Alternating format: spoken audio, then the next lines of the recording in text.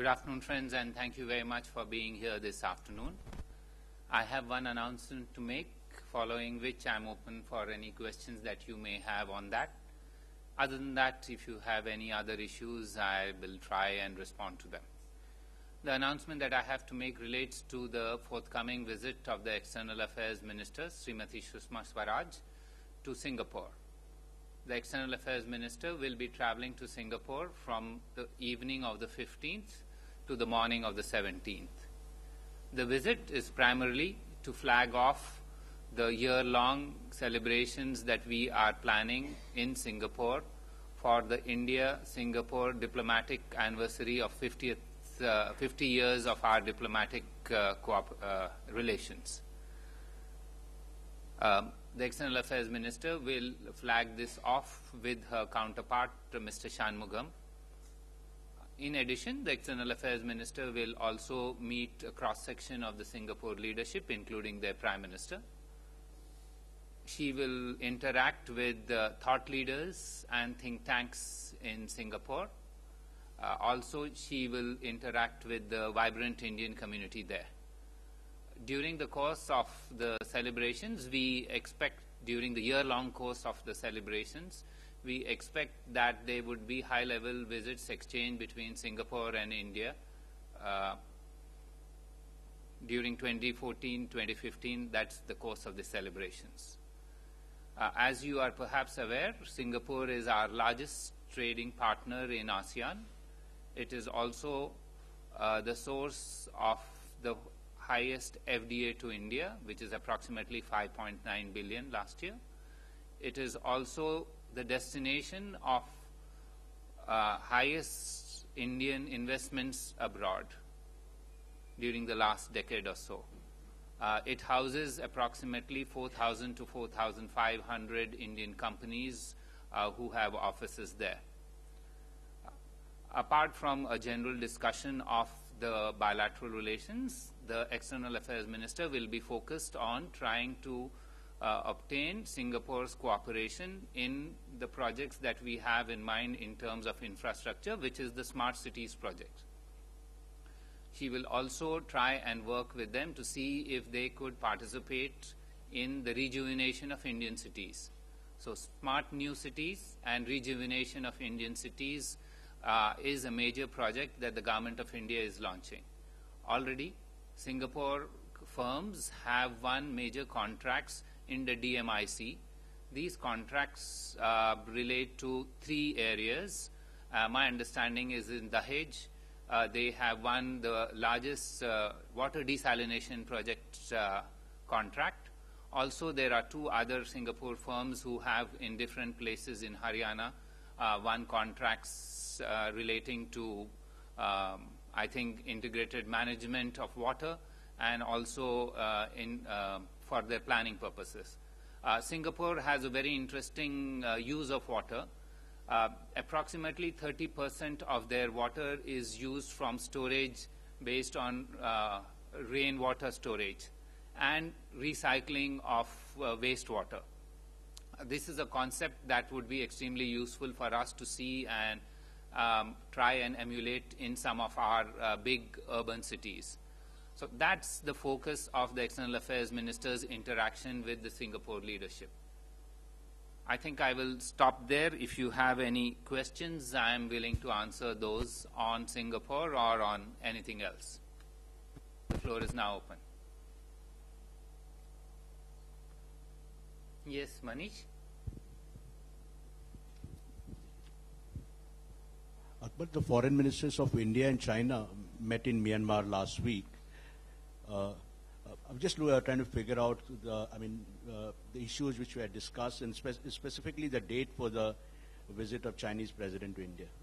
I think we first will complete the questions on Singapore, and I'm willing then to answer any other questions on anything else. So if there are any questions related to the External Affairs Minister's visit to Singapore, let me first answer this, then I'll come back to you, if that's all right. Yes, sir.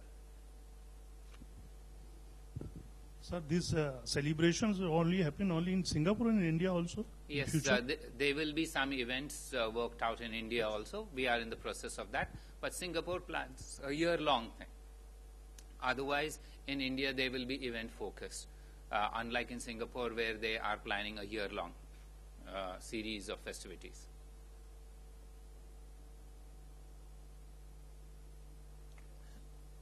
Yes, no problem. On Singapore? Yes, sir. Sir, Tamil Nadu is ranking as the #1 in rainwater harvesting. Under the circumstances, where is the need for the External Affairs Minister going to Singapore having a consultation? The Prime Minister himself admitted in the Parliament that Tamil Nadu is ranking #1 in water harvesting. Instead of going to Singapore, whether is there any chance the External Affairs having meeting with the Chief Minister of Tamil Nadu? This is not a foreign policy issue, if you would like to. I mean, certainly the External Affairs Minister takes every opportunity to meet important leaders in India. And certainly the Chief Minister of Tamil Nadu is a very important leader in India. However, what we are now talking is diplomatic initiatives and extending cooperation from international partners in India. If there are any issues that the DMIC or other projects can emulate from best practices in India, I think there are other departments in India which would be best suited to respond to this suggestion that you have. Well, then, Manish, your question now you can repeat it. The foreign ministers of India and China met in Myanmar last week. Among other things, they surely must have discussed the dates of the forthcoming visit of Chinese President to India. Could you give a sense of which date, if not exact, around what time we are looking at that? And maybe a detailed brief on some issues that were discussed. Yes, the External Affairs Minister had a fairly detailed and substantive meeting with the Foreign Minister of China.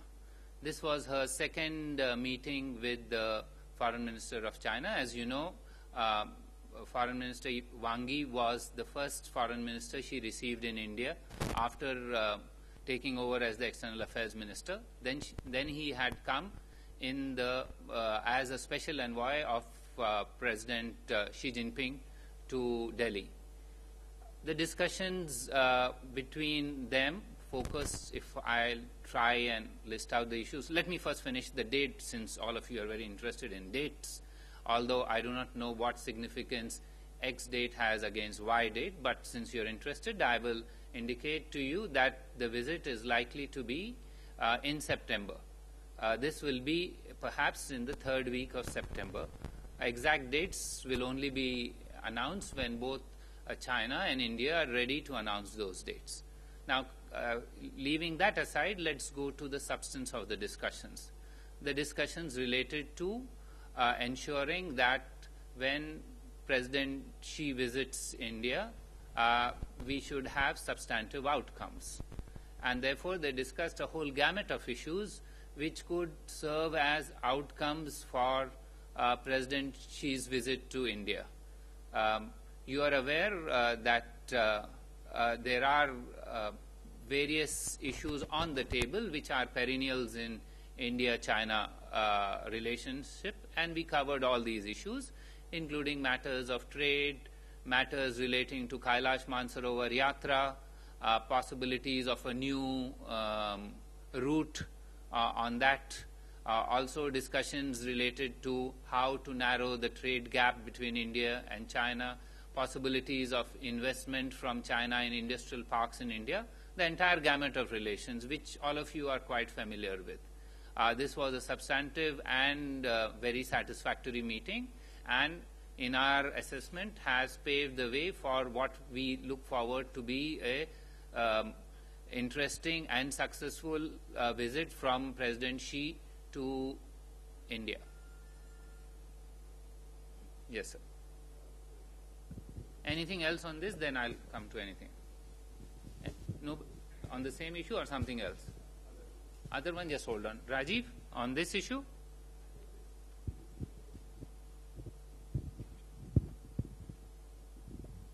Akbar, as you know, India has already had top-level meetings with China and Russia, and bilateral summits with both of them are expected later this month, later this year. Would you say that by the time we have bilateral summits with Russia and China, India will be ready for trading with them in ruble and yuan, and what is the status? Trading with them in? In ruble and yuan, what is the status? Let me tell you that these discussions that we had either between Prime Minister and President Putin or between the two external affairs ministers did not cover these aspects. These are extremely technical aspects which will need to be addressed by our specialist. And I think we are still some way off from what you are suggesting in terms of time frame. No, that's it, Ranjit. Before the Chinese president comes to India, any special representative talks has been scheduled or not? Not to my knowledge. Yeah. Anybody else? If not on China, then you had something else. You had something else, no? US Defense Secretary the Prime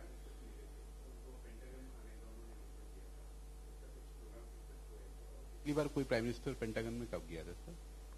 I will have to check both these things. I have no readout on that. And obviously अगर होंगे तो हम तभी announce करेंगे जब जा रहे हैं. Advance में तो नहीं कर सकेंगे. We never tell you in advance. That's our track record. We will stick to it. Yes, अच्छा.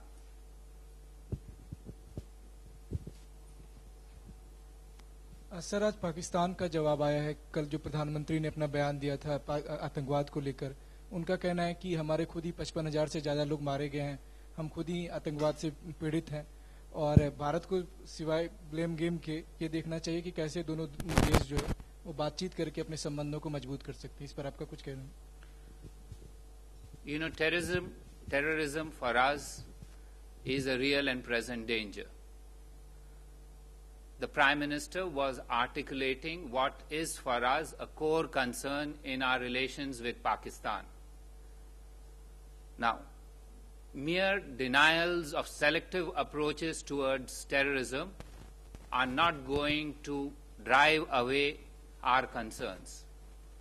These concerns stem from the fact that some of the worst terrorist attacks in India owe their genesis to areas which were either under Pakistani control or from Pakistan.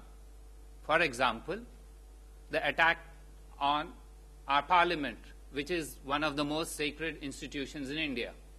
Also, the heinous killing of Indians and 16 other nationalities in Mumbai cannot be just wished away. These are matters of present and real concern to us, and Prime Minister was articulating our core concerns in our relationship with Pakistan. Yes?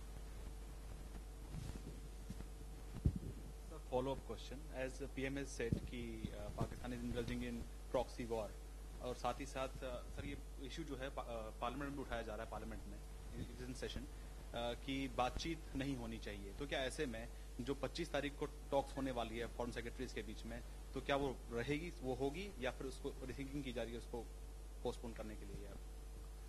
I never get involved in speculative statements. However, let me tell you that the two foreign secretaries are meeting in the context of directives provided by the Prime Ministers to discuss, to be in touch and look at the way forward in bilateral India-Pakistan relations. This stems from the initiative by our Prime Minister when he invited the Prime Minister of Pakistan to his swearing-in ceremony, inauguration ceremony in Delhi. India will, in any case, address its concerns on terrorism through all means that are available to us. Our toolkit, please let me complete if you don't mind. Our toolkit is not restricted in any manner. Yes, Smita?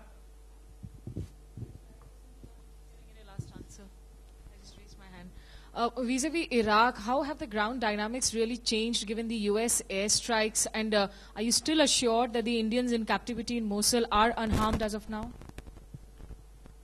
In war situations, there is no certainty about safety. In conflict situations, there is no certainty about safety, in custody especially. That said, given that these are dynamic situations, we keep in touch with those who are in touch with those Indian nationals who are in the conflict zone in custody. Our information is, and that is the last information that we received, not information which is old and outdated, but information that we last received was that the Indian nationals remain in custody.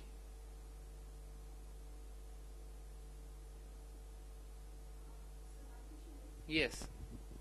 So my question is, what is India's stand on Yazidi killing in Iraq? You know, stances on killings are obvious. There is no question of having any stance except that nobody likes any killings of any sort. So my point is slightly different. In Iraq, what is currently underway is that we need to monitor the multiple directions in which there are evolution in Iraq in the political situation, in the security situation. At this stage, we are in a mode of monitoring it and assessing what its impact will be for us, our interest, as well as Indian nationals there. Once we make that complete assessment, we will certainly share it with you. Yes, sir. Yeah. Ranjana? So, yes, on this Mosul, the Indians held captive, you said information last received. When was that last received? My understanding is it was about today's Wednesday. So it was after the problem in Mosul started, the recent issues. So it may be about 4 days, 5 days. I can't offhand give you an exact date to recollect, but that was the most recent after the situation deteriorated there, after the threats to Erbil from the ISIS. This is the situation at that time.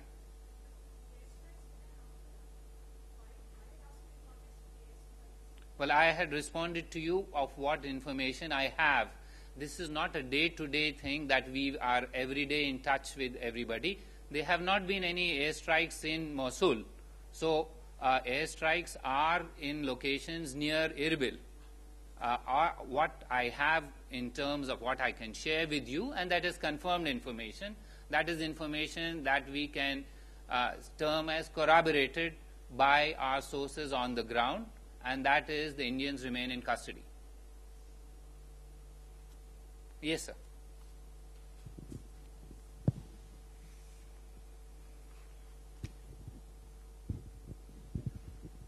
Couple of weeks back from Tamil Nadu, BJP leaders and along with the representatives of fishermen met Sushma Swaraj and the ministry, and they talked about the fishermen issue, and the chief minister also continuously writing a letter to the PM, Prime Minister, and right now Sushma is making the neighboring countries visit, and when would be Sri Lankan visit? We are engaged with Sri Lanka. I think you would recollect the Sri Lankan foreign minister did visit India some time ago. We had very useful discussions at that stage where it was agreed that we need to look at longer-term solutions for the problems relating to fishermen. Also, we are engaged with Sri Lanka to have a meeting of the joint fishermen's committee that was set up, joint committee of officials to discuss the fishermen's issue. We are working on these two aspects, And once we decide on outcomes or the dates for those, we will certainly share them with you. As regards engagement with Sri Lanka, I mentioned to you that the External Affairs Minister did already meet the Foreign Minister of Sri Lanka, who was here perhaps a month ago. So engagement with Sri Lanka is an ongoing basis. We have very active missions on both sides, and we continue to be engaged. And at the first and earliest opportunity, the External Affairs Minister has indicated she will visit all neighbors, and that certainly includes Sri Lanka, which is an important and close neighbor for us. Yes, Parul?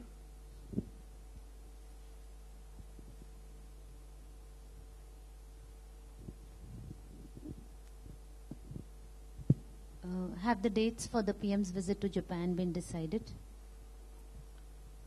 They have not yet been announced. Okay, can you announce them today? No? One question over. Somebody else can. Yes, Srinjoy.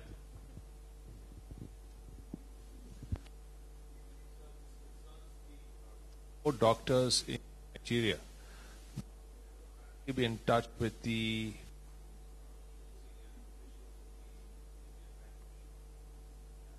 it appears that the hospital they are working in, there are no cases of Ebola. And if they leave, they will either face charges of negligence, or if one of the 30 people still in the hospital they are treating die, they will face criminal charges. Could you tell us, give us more details of what is going on, and whether the Nigerian government is involved in any way, or is it just a Primus Hospital versus 4 doctors case? Thank you, Srinjoy.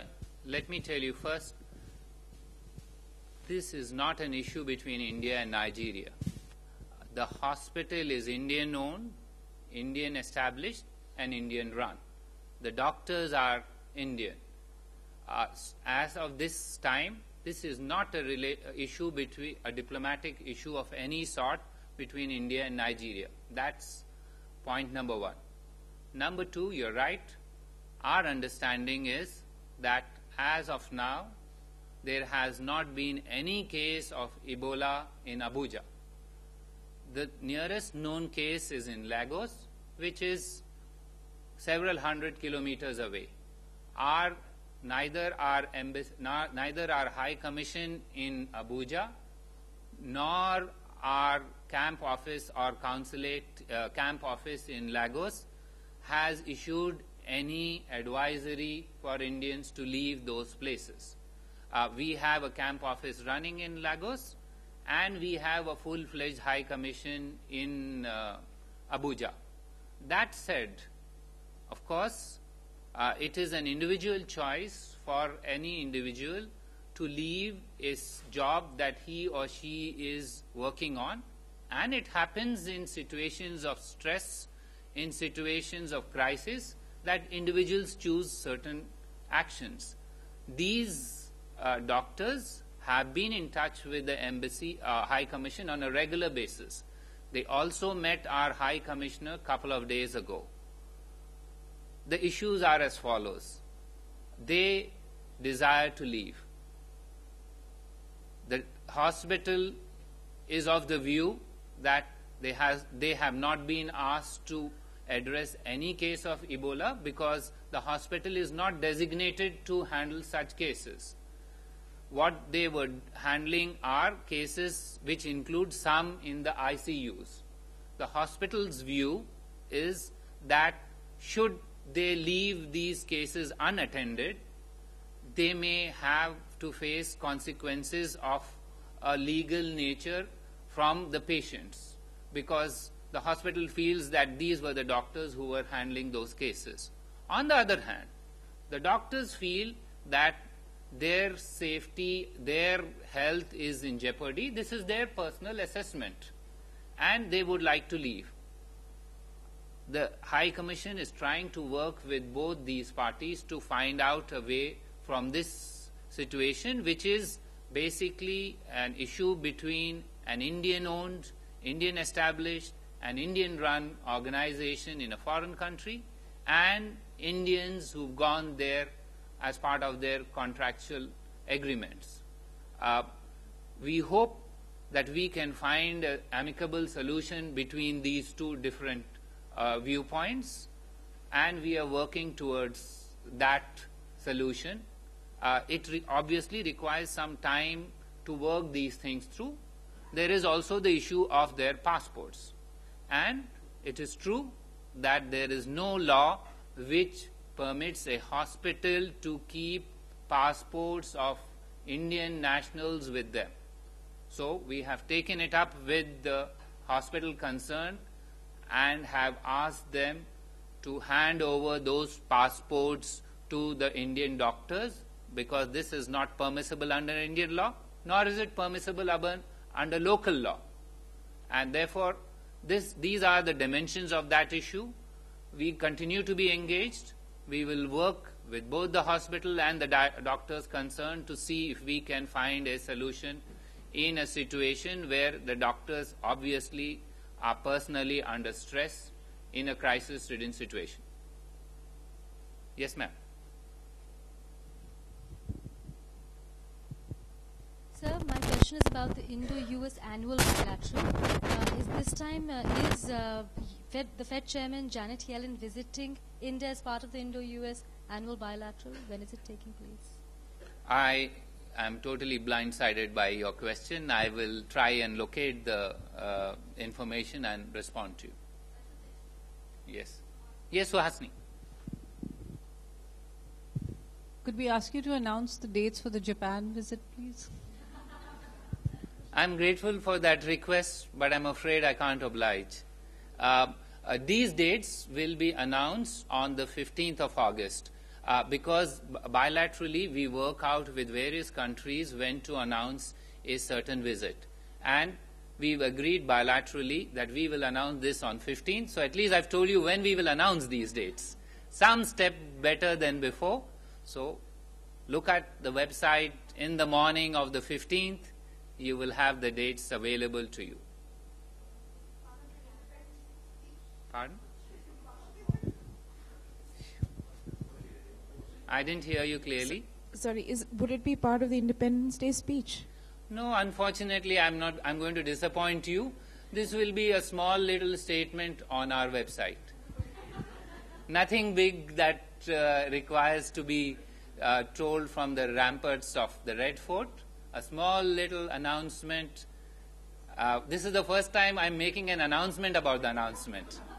But then this is the way we are moving. Since all of you want something to know, I've been able to give you that morsel of information that on the 15th of August, the announcement will be made about the forthcoming visit of the Prime Minister to Japan. And let me tell you, this is based on a bilateral understanding, because the Japanese reporters here can confirm that I understand that there is going to be a meeting of the Japanese cabinet, and they will approve this formally before we make that announcement. So while it's free for all of you to speculate, we can only go in accordance with the wishes of our Japanese hosts, and I'm certain you will have enough time on the 15th to report that. If there are no further questions, then thank you very much for being here this afternoon.